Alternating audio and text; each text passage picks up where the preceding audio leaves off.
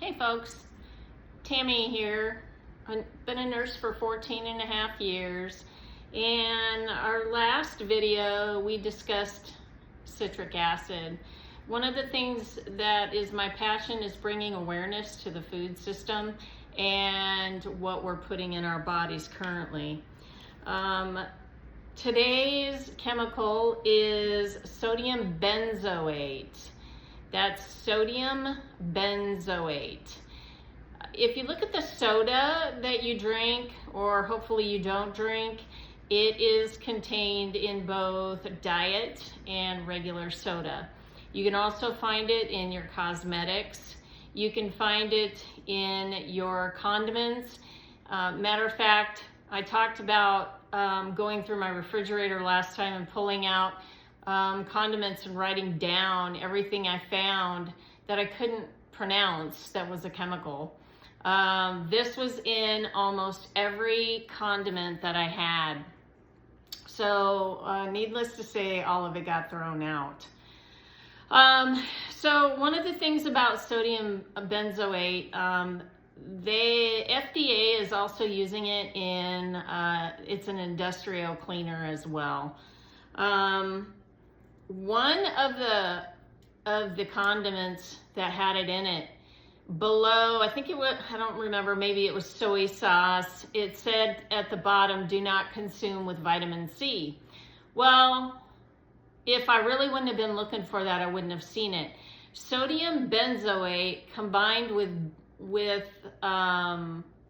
sodium benzoate combined with vitamin C turns into benzene.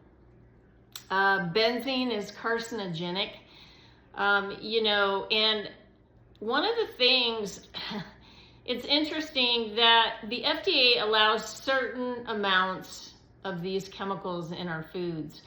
But again, we don't know if our body's able to purge them or not. Some of it cannot.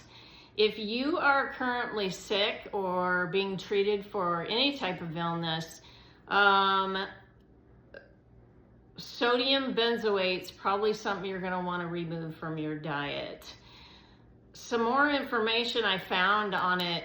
Once that chemical reaction happens between the sodium benzoate and the vitamin C, it turns into benzene. Benzene, it's very clear, is a carcinogen and also creates leukemia.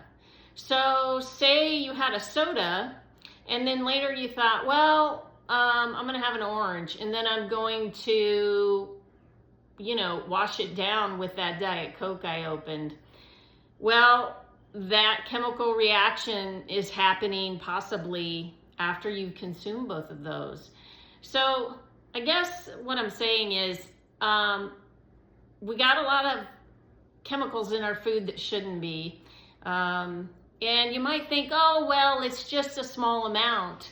Well, again, I talked about as we get older, you get to that second half of your life, many people are sick with one thing or another. The hospitals are overloaded with illness and sick people. And I do believe that one of those culprits is our food. As we move forward, we're going to talk more about other chemicals in the foods that I've found and how to remove those. We're getting massive amounts of this stuff. It's in sodium benzoate, it's in our cosmetics, it's in the soda if you drink soda or you have one once in a while. You really just have to decide what you're willing to put in your body. And I know we probably can't remove all of it. That's sort of an unreasonable thought process. I mean, we do have to still live and enjoy life, but you get to be the decider of how much of the stuff you want to put in your body. Once you start to see it, it's something you can't unsee. So I urge you, if you're interested, look it up. Sodium benzoate mixed with vitamin C turns into benzene. and it's almost in everything. I picked up a sweet tea in a bottle. I was at the dollar store just shopping around. I had to waste some time, and it had it in it, in the tea.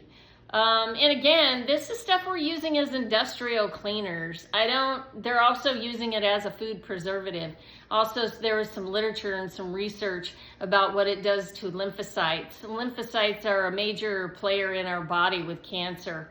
So again, it depends on how deep you want to dive into this. Obviously, if you have cancer, you don't want to be consuming anything like that. And you shouldn't really be wanting to consume any of it anyway.